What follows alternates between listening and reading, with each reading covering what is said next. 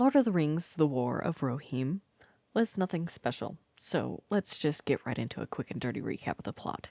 Helm Hammerhand is a king with 3 children, Haleth, Hama, and Hera, also known as the oldest, the bard, and the girl boss. A king, Freka, comes from, kinda far, and offers to marry his son Wolf to Hera, but the girl boss is already engaged and also not interested. Freka pisses off Helm, and Helm kills him with a single punch. Wolf swears revenge and gets banished instantly. Then there's a time skip. Hera girl bosses too hard and is captured by guess who? Wolf! He's gone full grimdark. He has an army and everything. Hera offers to marry him, but says, "If I marry you," and that pisses Wolf off. She's rescued instantly after that, and her cousin try to get Helm to change his plan to go to war with Wolf. It doesn't work, and it turns out Wolf is actually not dumb. He has 2 attack fronts and an inside man.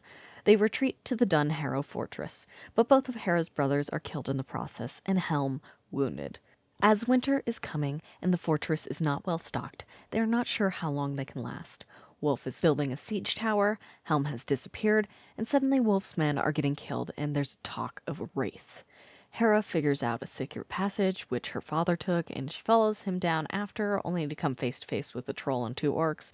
She and her now reunited father kill the troll and maybe the orcs, I really can't remember.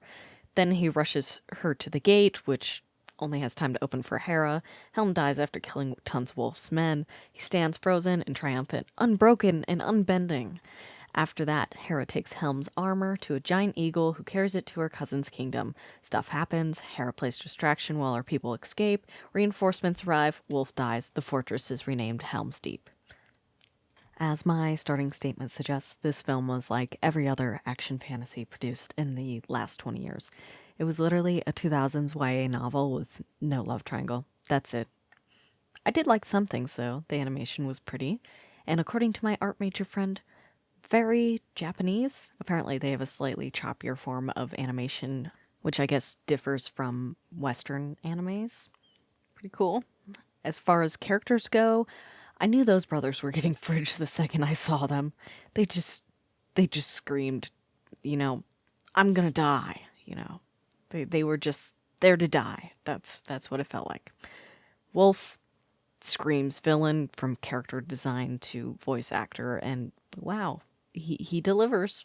That was a villain. The cousin was kind of just there for later use. Yeah, he was just there. The only other really interesting character was Helm, and I know from a 10-minute wiki rabbit hole that he probably should have had more focus put on him. He deserved at least a wee bit more screen time, especially because when he died, it was so hardcore and it would have landed much better with more development. And now that I think about it, they kind of made him look like an idiot with the war scene. And I'm sure that doesn't help with the girl bossing accusations. Speaking of the girl boss herself, Hera, I did not in fact think that the girl bossing was that bad. It was definitely there, yes, and I too tire of it. But it was like a soft 6 on the girl bossing, mainly because the writers dropped the hardest line of dialogue. And let me paint you this scene so you can get the aura that it gives off. So she rolls out in a wedding dress on her horse to confront Wolf, and they're on the siege tower. And he's like, "You think after everything I would marry you?"